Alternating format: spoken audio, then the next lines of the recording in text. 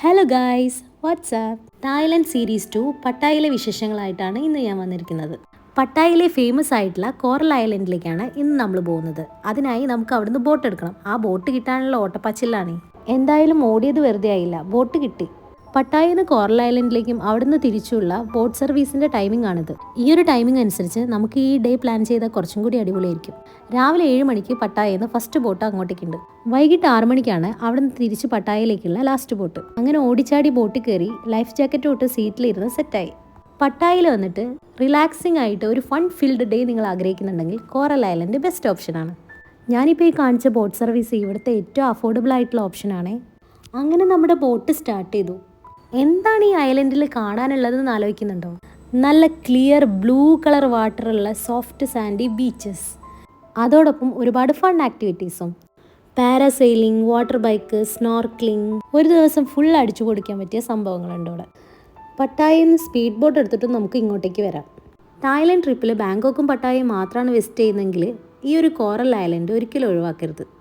ഈ ഒരു ഐലൻഡിന് ചുറ്റും ഒരുപാട് ബീച്ചസ് ഉണ്ട്. അതിലെ മെയിൻ ആയിട്ടുള്ള കോറൽ ഐലൻഡ് ബീച്ചിലാണ് ഇപ്പം നമ്മളുള്ളത്. ഇത്രയും ടൂറിസ്റ്റൊക്കെ വന്നിട്ടും ഈ ഒരു ബീച്ചൊക്കെ ഇത്രയും ക്ലീൻ ആൻഡ് ക്ലിയർ ആയിട്ട് നിൽക്കുന്നത് എങ്ങനെയാണാവോ?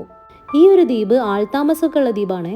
ഇവിടെ നമുക്ക് ബൈക്ക് റെന്റിന് കിട്ടും. അതുകൊണ്ട് 300 ബാത്ത് കൊടുത്ത് ഒരു ബൈക്ക് ഇന്നങ്ങ് റെന്റിനെടുത്തു. അടുത്തുള്ള വേറെ ബീച്ചസ് ഒക്കെ തപ്പിപ്പിടിച്ച് പോകാനും ഈ ഒരു ഐലൻഡിലെ വില്ലേജൊക്കെ ചുറ്റി കാണാനും ഈ ഒരു ബൈക്ക് റെന്റിന് കിട്ടുന്നത് അടിപൊളി പരിപാടിയാണ്. ഷെയർ ടാക്സി സർവീസും അവൈലബിൾ ആണ് കേട്ടോ. പുറത്ത് അത്യാവശ്യം നല്ല ചൂടായതുകൊണ്ട് സൺഗ്ലാസും സൺസ്ക്രീനും ക്യാപ്പും ഒന്നും ഇല്ലാത്തൊരു യാത്ര ചിന്തിക്കേ വേണ്ട.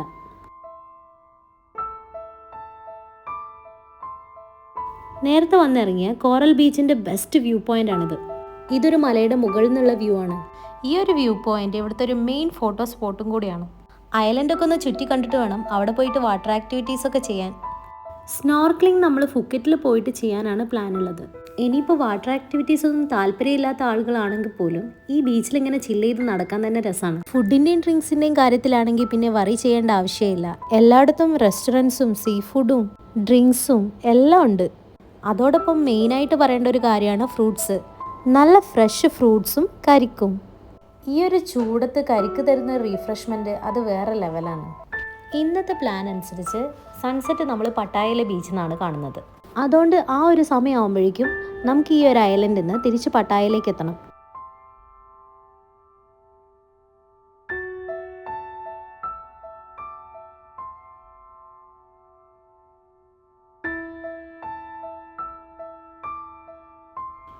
ഈ ഒരു ഗോൾഡൻ അവേഴ്സിലാണ് ഇന്നത്തെ ദിവസം ഏറ്റവും കൂടുതൽ റിലാക്സ് ആയിട്ടിരിക്കുന്നത്.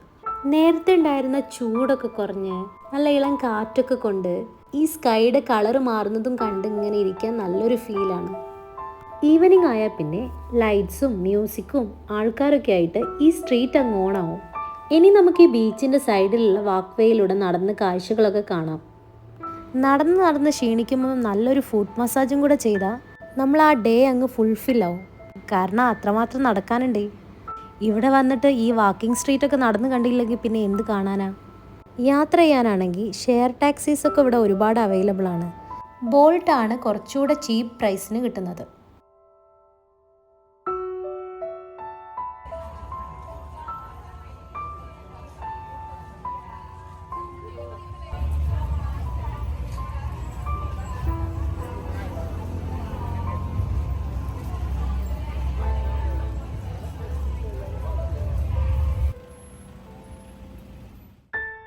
ഇവിടെ പുറത്ത് കണ്ടൊരു കാഴ്ചയാണ്. നല്ല രസമല്ലേ ഈ പിഗ് കുട്ടന്മാരെ കാണാൻ. വേറെ കുറച്ച് ആൾക്കാർ ഇവിടെ ഡ്രസ്സ് ഇട്ടിട്ട് നിൽക്കുന്നുണ്ട്. നല്ല ക്യൂട്ടായിട്ടുണ്ട് കാണാൻ.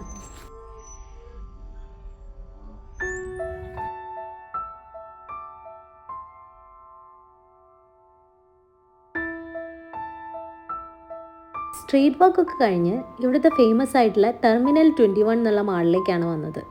ഈ ഒരു മോളിൻ്റെ ഉള്ളിൽ കയറിയപ്പോൾ തന്നെ കണ്ടൊരു സംഭവമാണിത്. Eiffel ടവറിൻ്റെ miniature. സംഗതി എന്തായാലും അടിപൊളിയായിട്ടുണ്ട്. ഇവിടുത്തെ ഓരോ ഫ്ലോറിനും ഓരോ മെയിൻ ആയിട്ടുള്ള സിറ്റീസിൻ്റെ നെയിമാണ് കൊടുത്തിട്ടുള്ളത്. സാൻ ഫ്രാൻസിസ്കോ, ഇറ്റലി, ടോക്കിയോ എന്നിങ്ങനെയൊക്കെയാണ് ഓരോ ഫ്ലോറിനും നെയിം കൊടുത്തിട്ടുള്ളത്. പിന്നെ എല്ലാം സാധാരണ ഒരു ഷോപ്പിംഗ് മോൾ പോലെ തന്നെ. മോളിൻ്റെ പുറത്ത് ഒരു ഫുഡ് കോർട്ട് ഉണ്ട്. ഇതൊരു സ്ട്രീറ്റ് ഫുഡ് ടൈപ്പ് സെറ്റപ്പാണ്. ഇനി എന്തായാലും ഇന്നത്തെ ഡിന്നർ ഇവിടെ നിന്നാവാം. ഫുഡ് കഴിഞ്ഞാൽ നടത്ത നിർബന്ധമാണല്ലോ. ഈ ഒരു പട്ടായ വാക്കിംഗ് സ്ട്രീറ്റും കൂടെ കണ്ടിട്ട് നല്ലൊരു ഫുഡ് മസാജും കൂടെ ചെയ്താൽ പിന്നെ ഇന്നത്തെ ദിവസം കംപ്ലീറ്റ് ആയി. ഇനി ഫുക്കറ്റിലെ വിശേഷങ്ങളായിട്ട് നമുക്ക് അടുത്ത വ്ളോഗിൽ കാണാം.